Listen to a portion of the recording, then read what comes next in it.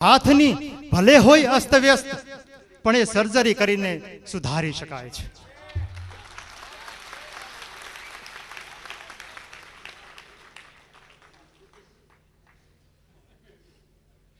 મનસુખભાઈ એક એવા મિત્ર છે, એક એવા માણસ છે જેનું મગજ વિજ્ઞાનનું છે, જેમનું હૃદય કવિનું છે, જેમનું શરીર કલાનું છે અને એનો આત્મા સેવાનો છે.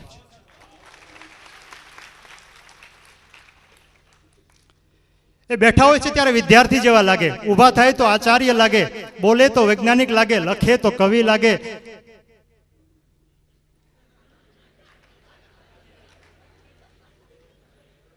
અને કંઈક કાર્ય કરે તો સમાજ સેવક લાગે.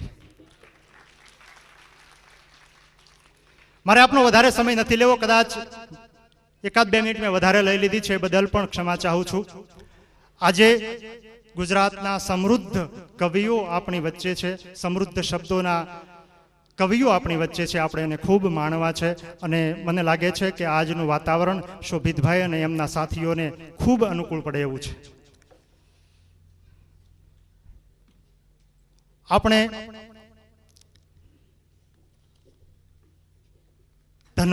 ધનવાનોને જેટલો આદર આપીએ છીએ એના કરતાં બમણો આદર જ્ઞાનવાનોને આપતા થઈશું. આવા જ્ઞાનવાનોને આપતા થઈશું ત્યારે આપણે વાસ્તવમાં સંસ્કારી કહેવાશું અને ધાર્મિક પણ ત્યારે જ કહેવાશું. આભાર.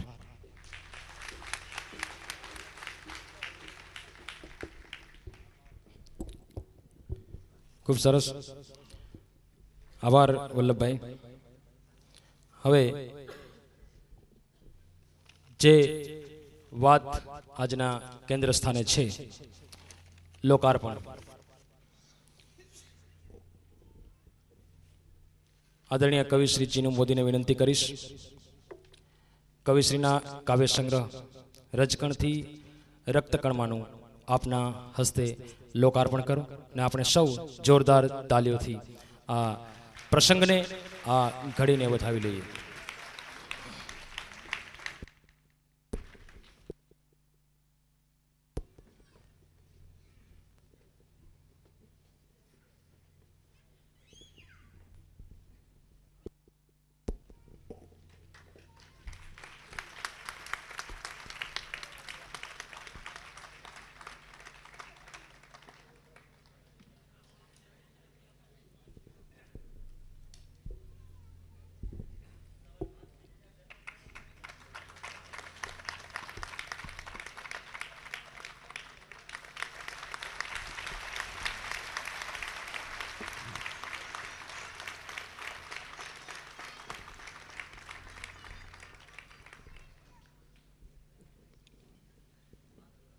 ધન્યવાદ.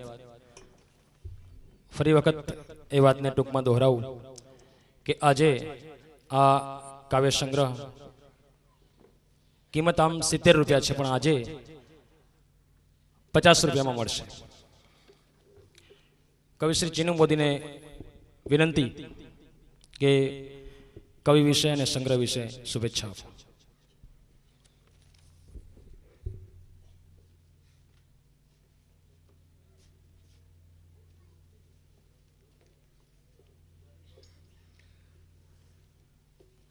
મુરબ્બી શ્રી જયંતભાઈ,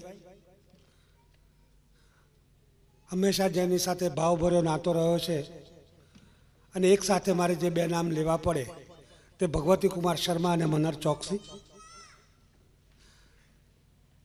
અન્ય કવિ મિત્રો અને આ સંસ્થા સાથે જોડાયેલા અને જેમની આર્થિક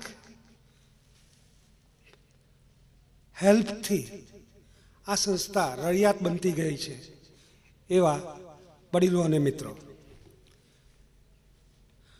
રજકણથી રક્તકણમાં ના કવિ મનસુખ નારિયાનો પહેલો પરિચય મને થોડાક વર્ષો પહેલા થયેલો, શબ્દથી જ. અને ગુજરાતી ગઝલોનો પ્રતિનિધિ સંગ્રહ દિલ્હી સાહિત્ય અકાદમી માટે કરવાનો હતો ત્યારે જેમની એક ગઝલ મેં પસંદ કરેલી તે આ મનસુખભાઈ નારિયા છે, જેમનો પરિચય તો હજુ 15, 20, 25 દિવસ પહેલા જ થયો છે. એટલે એમને સાક્ષાત જોયા નહોતા, પણ એમની ગઝલનો પરિચય મને વહેલા હતો. આ કવિ જે પ્રકારે લખે છે અને જેટલા સ્વરૂપો એણે આ એક જ સંગ્રહમાં એક સાથે અજમાવ્યા છે, એમાં સૌથી પહેલું તે મુક્તક છે. અમારે ત્યાં મુશાયરામાં એવો રિવાજ હોય છે કે પહેલાં મુક્તક બોલાતું હોય, ત્યાર પછી જ ગઝલ બોલાય. એટલે રતિલાલ અનિલ હંમેશા એમ કે મુક્તક છે. તો મુક્તકથી જ શરૂ કરીએ. એમના એક માણસને બીજો માણસ નડે. જો કેવી વાત કરે છે કે આ તો ગઝલનો શેર છે, પણ હું મુક્તકથી કહું. ખાલીપણું તો સ્વપ્નમાં એ શૂન્યવત હતું, ખાલીપણું તો સ્વપ્નમાં એ શૂન્યવત હતું, ચારે દિશાઓ કઈ રીતે સરભર બની ગઈ. કે ખાલીપણું તો સ્વપ્નમાં એ શૂન્યવત હતું, ચારે દિશાઓ કઈ રીતે સરભર બની ગઈ, ઈચ્છાઓ કદરૂપી હતી મારી તમામ. શું શેર એટલે પંક્તિ છે કે ઈચ્છાઓ કદરૂપી હતી મારી તમામ, એ તમને મળ્યો છું ત્યારથી સુંદર બની ગઈ.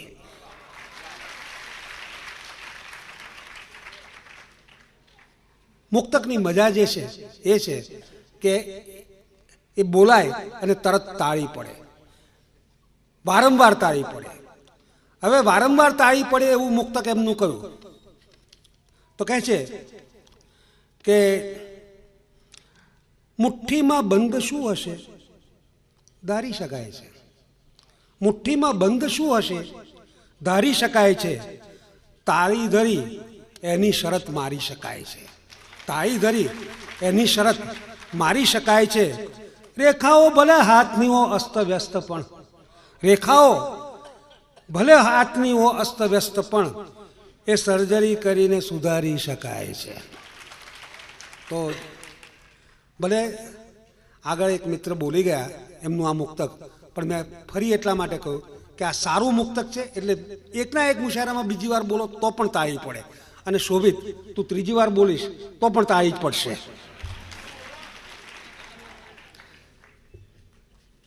એટલે મુક્તકની જે મજા છે ચોટદાર હોય, મૌખિક છે.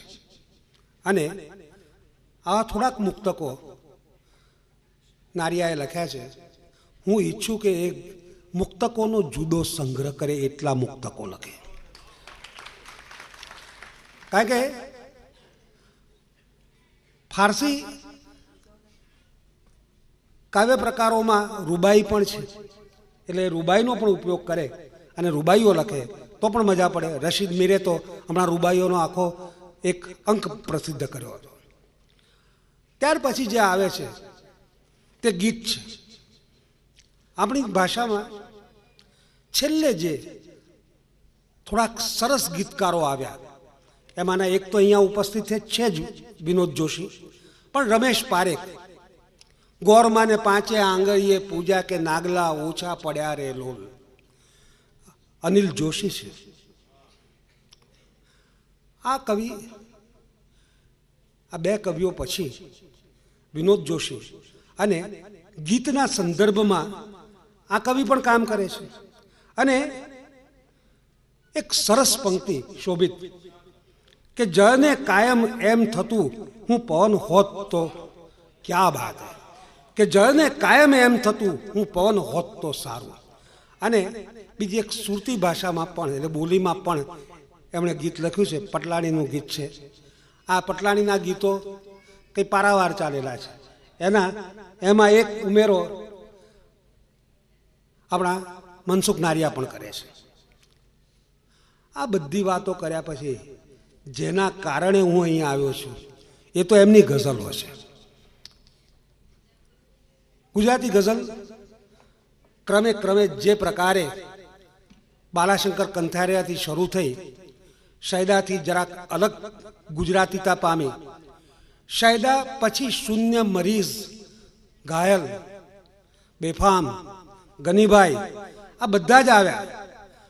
અને ત્યાર પછી જે થોડાક ગઝલકારો આવ્યા, એ ગઝલકારોના પછી જે દિશા બદલાઈ ગુજરાતી ગઝલની, આજે નવા 15-20 વર્ષના જે કવિઓ છે એમાં મનસુખ નારિયા પોતાનું નામ ઉમેરે છે આ સંગ્રહથી.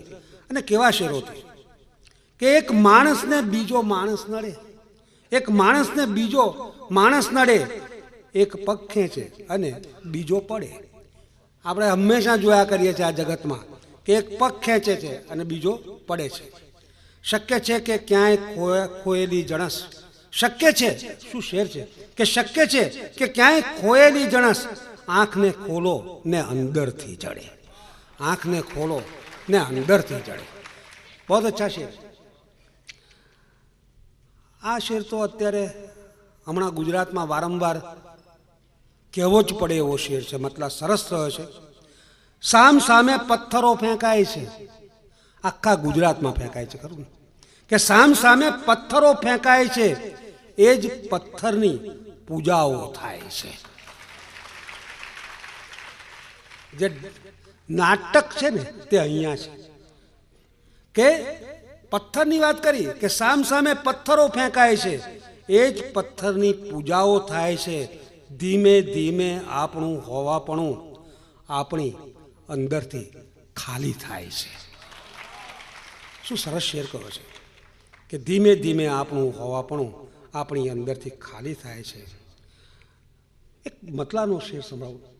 શું સરસ મતલા કર્યો છે રશીદ કે વૃક્ષને પણ ચાલવાનું મન થયું. જો નાટકની રીતે શરૂ કરે છે આ માણસ. ગઝલ એ બોલચાલની ભાષામાં લખાય અને કેવી રીતે વાત શરૂ કરે છે કે વૃક્ષને પણ ચાલવાનું મન થયું, કે વૃક્ષને પણ ચાલવાનું મન થયું, વૃક્ષની સાથે જ આખું વન થયું, આખું વન એની સાથે થઈ ગયું. આવા ઘણા શેર લખનાર આ ગઝલકારને હું